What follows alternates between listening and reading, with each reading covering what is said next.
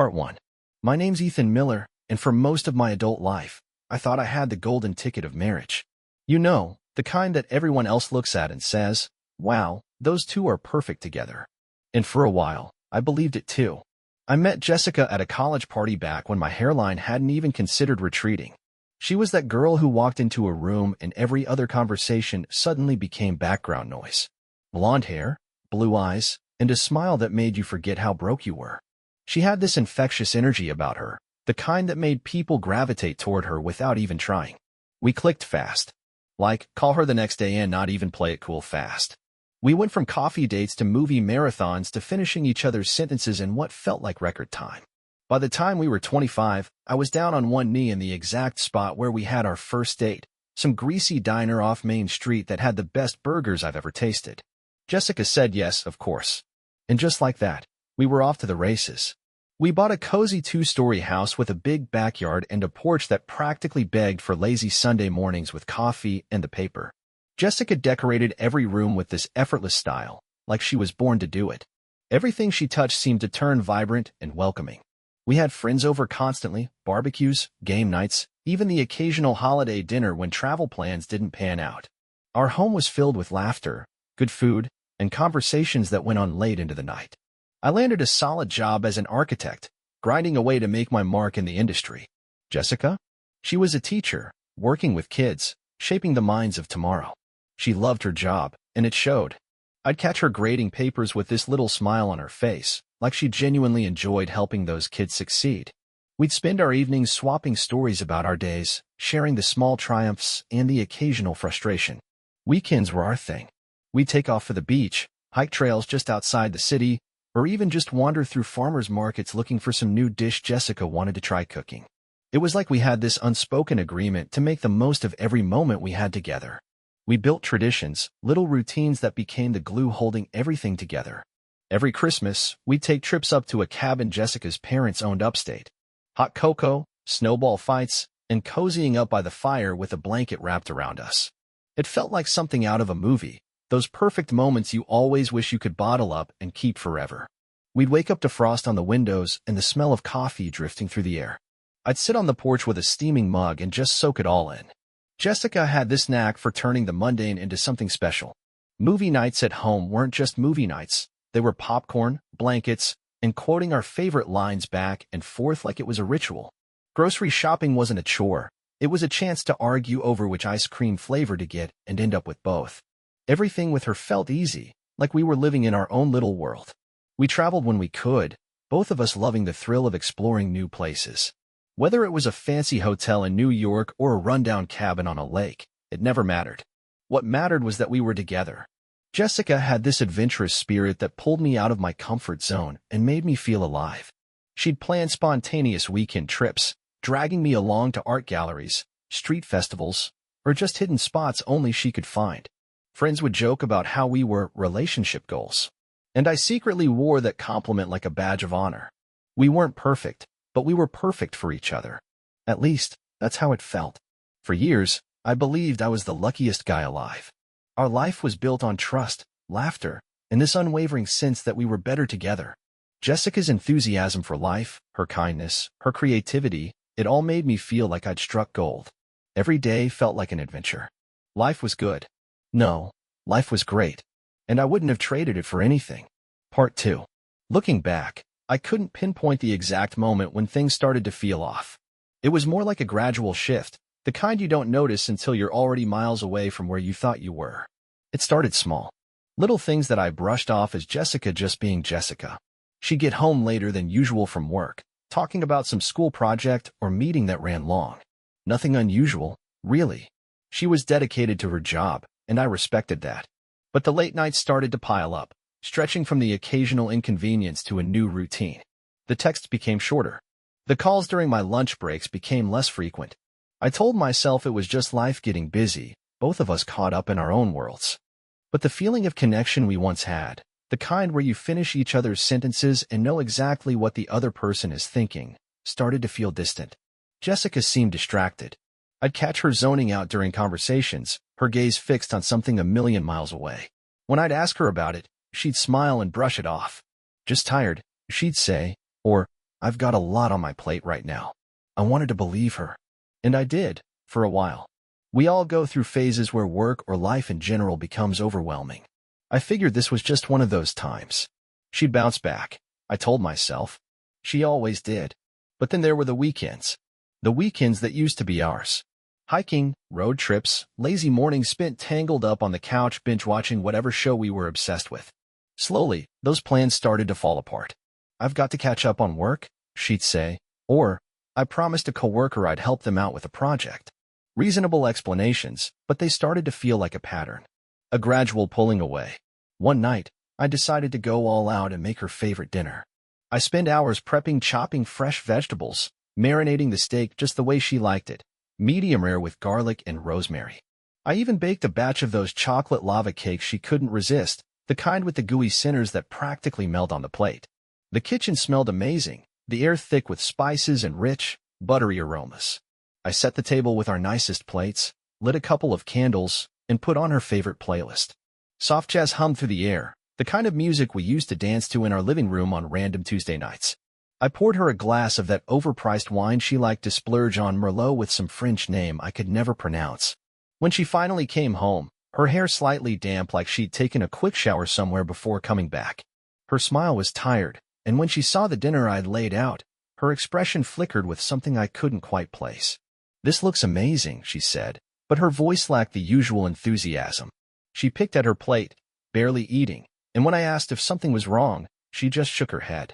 "Just not hungry, I guess," she said. And that was that. More nights like that followed. More missed dinners.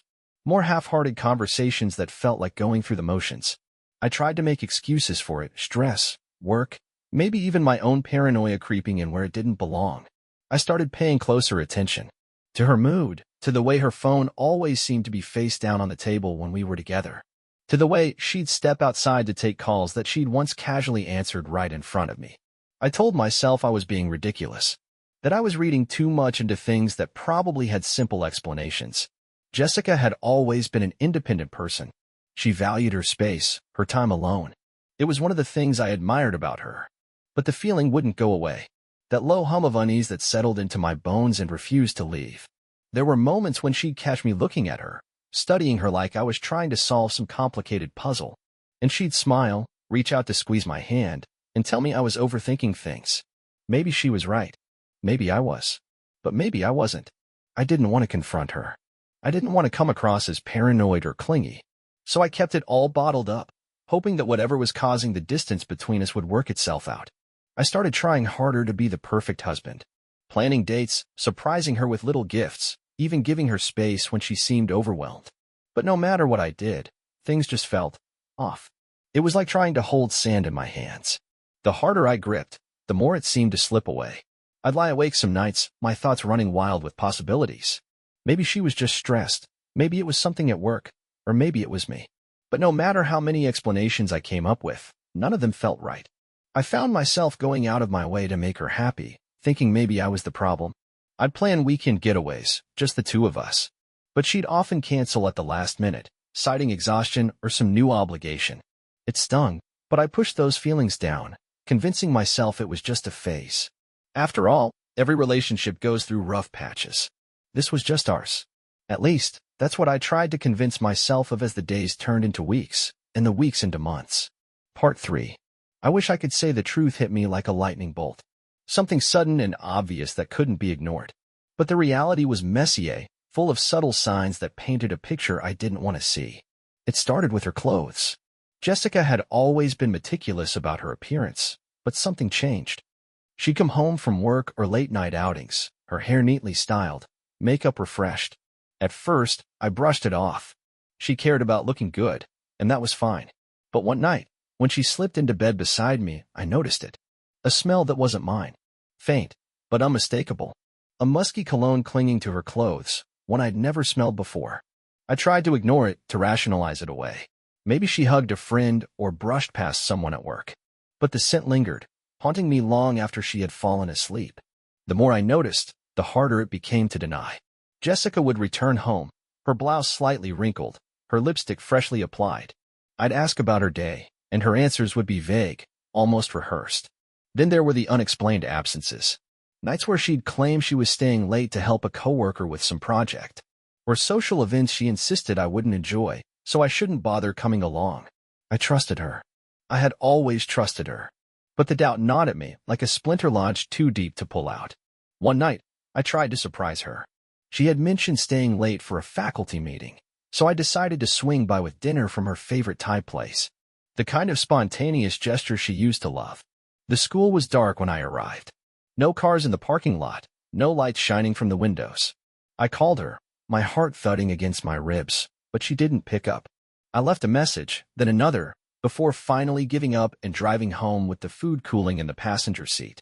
When she walked through the door later that night, her hair slightly damp, the faint smell of that unfamiliar cologne hit me before she even spoke. I tried to keep my voice steady when I asked her how the meeting went. Long, she replied, her gaze sliding away from mine. Sorry, I didn't check my phone. It was a mess tonight. I wanted to believe her. But the scent was there, clinging to her like a ghost. The same cologne, subtle but persistent. I started to notice it more often. The scent woven into her clothes, even when she'd just come home from what she claimed was a late night at school or a coffee run with a friend. I'd bury my face in her blouse, searching for any trace of familiarity, but it was always there, that same alien smell. It began to drive me mad. I'd spend nights awake, my mind looping through scenarios and explanations, trying to convince myself I was overreacting. But the signs were there, and they were only growing louder. Jessica's phone became a constant source of anxiety. It was always on silent, flipped face down on the table. Text she'd respond to with a quick swipe, her expression unreadable. Calls she'd take in the other room, her voice low and muffled through the walls. One morning, she left her phone on the kitchen counter while she was in the shower. It buzzed with a notification, and for a split second, I considered picking it up. I'd never gone through her phone before. The idea felt wrong, a betrayal of the trust we had built over the years. But something stronger pushed me forward. Desperation. Fear. I picked up the phone, my hands trembling. A message flashed across the screen. Last night was amazing. Can't wait to see you again. The sender's name was just an initial. D. My blood ran cold. I put the phone down before Jessica came out of the shower, my mind racing. It was all starting to make sense now. The late nights, the distant conversations, the cologne that clung to her like a second skin. But knowing and proving were two different things. I needed more than a hunch. I needed the truth. Over the next few days, I watched her more closely. Not just her words, but her actions. The way she'd leave the house dressed a little too perfectly for a simple work event. How her smile would flicker when I asked her about her day. The way she'd avoid eye contact when she thought I was looking. I wasn't sure what I was looking for, but I couldn't stop myself. I felt like a man stumbling through darkness, grasping for something solid to hold on to. The ugly truth was clawing its way to the surface. And deep down, I knew it was only a matter of time before everything shattered. Part 4. Once the truth had sunk in, the pain morphed into something sharper. Anger. Not the wild, reckless kind that makes you smash dishes or scream into the night. This was cold, calculated. A fury tempered by logic and a relentless need to reclaim my own dignity. I wasn't about to let Jessica's betrayal define me. If she thought she could make a fool of me, she was in for a rude awakening. The first step was gathering proof. Concrete evidence that would take her lies and strip them bare. I needed to know everything before making my move. I bought a couple of small cameras, discreet little things that could fit into the tiniest corners of our home. One went in the living room, cleverly concealed behind a row of books on the shelf.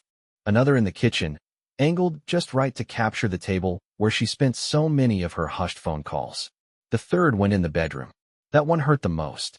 It felt like a violation of my own sanctuary, a place meant for trust and closeness. But trust had been shattered long before I decided to take control. I also purchased a voice recorder and slipped it into her purse. A little over the top, maybe, but I wasn't about to leave anything to chance. I needed the truth, the whole ugly truth. Over the next week, I collected more than I could have anticipated. Phone calls where she whispered sweet nothings to someone who definitely wasn't me. Plans made for secret meetups. Laughter and affection that used to be mine, now given freely to someone else. It gutted me. But with each piece of evidence I'd gathered, the pain gave way to clarity. I had a plan. Step 2 was preparation. I contacted a lawyer, one who specialized in divorce cases involving infidelity. I didn't hold back. I laid out everything I'd collected, each recording, each video clip, every message I'd managed to capture. She assured me I had more than enough to proceed. The next step was financial. I began quietly moving my personal savings into a separate account Jessica couldn't touch, canceling joint credit cards, redirecting my paychecks.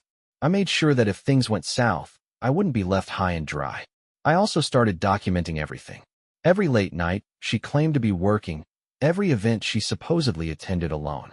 I kept detailed logs, knowing that the more prepared I was, the smoother things would go once I pulled the trigger. But revenge wasn't just about paperwork and evidence. It was about letting her feel the sting of betrayal, just like I had. I wanted her to feel the weight of her actions, to realize that the man she thought she could deceive was already 2 steps ahead. I began pulling away, emotionally detaching myself piece by piece. Gone were the attempts to win her affection, the little gestures meant to rekindle whatever spark we once had. I became cold, distant, giving her just enough of myself to keep her from realizing I was already halfway out the door. And I watched. I watched her grow more confused, more frustrated. She tried to draw me back in, with forced kindness and shallow affection, but it only fueled my resolve. I made sure to leave hints. Subtle changes in my routine, little clues meant to keep her on edge. Nights where I'd come home late without explanation. Conversations I'd cut short with vague, one-word answers.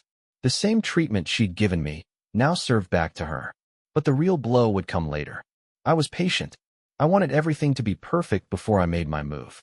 My lawyer helped me draft the divorce papers. Ironclad, with all the evidence laid out in meticulous detail. Enough to leave her with nothing but regrets. I didn't plan to hand them over right away. No, that would be too simple. Too clean. I wanted her to feel the weight of her betrayal, to realize that the foundation she thought was so secure had already crumbled beneath her feet. So I waited. I continued to play the role of the clueless, loving husband, letting her think she'd gotten away with everything. Meanwhile, I was building my case, sharpening my resolve, preparing for the day when I'd finally take back control. I took it a step further, reaching out to mutual friends and subtly planting seeds of doubt about our relationship. Nothing too obvious, but enough to make them question her commitment. I wanted her to feel isolated, unsure of where the cracks in her facade were forming. When it came, she wouldn't know what hit her. Part 5. The day I handed her the divorce papers was colder than I expected. Not the weather, just the way she looked at me. Shock, panic, betrayal painted across her face like I was the one who had torn us apart. The irony almost made me laugh. Jessica stammered through excuses, tears welling up in her eyes, words tumbling from her mouth about misunderstandings, confusion, and all the classic lines cheaters seemed to pull from the same pathetic script. I listened, but I didn't hear. I was already gone. She begged for forgiveness, promised she would change, swore she'd cut off all contact with him. It was like watching a child plead to avoid punishment for something they knew they'd done wrong. Except Jessica wasn't a child. She was a grown woman who had knowingly and repeatedly betrayed the man who gave her everything. I didn't bother arguing. The papers were signed, the evidence compiled, the damage done. I walked away from that conversation feeling lighter than I had in months, maybe years. The divorce process itself was brutal. Jessica fought it every step of the way, desperate to salvage whatever she could. She tried to paint me as the villain, dragging our friends into the mess to gain sympathy. Some of them believed her. Others saw through her facade. But I didn't care. Not anymore. I severed ties with anyone who sided with her, cutting the rot from my life with the same precision I used to build it. Friends who couldn't see through her lies were no friends of mine. I focused on myself, got back into shape, threw myself into my work, and earned another promotion within months. Everything I once did to make her proud, I now did for myself. I moved into a new apartment, one with a view of the city skyline. Sleek, modern, nothing like the cozy, lived-in home Jessica and I had shared. I wanted a clean slate, something that was mine and mine alone. But the real victory wasn't in the new place, the better job, or even the financial freedom I gained from cutting her off. It was the realization that I had survived, that she hadn't broken me, that I could rebuild my life from the ground up, stronger than before. Every once in a while, I get a text from her, a half-hearted attempt to reconnect, to apologize, to dredge up some semblance of what we used to have. I ignored them all, let her stew in the mess she created. Let her realize that I was done being her safety net.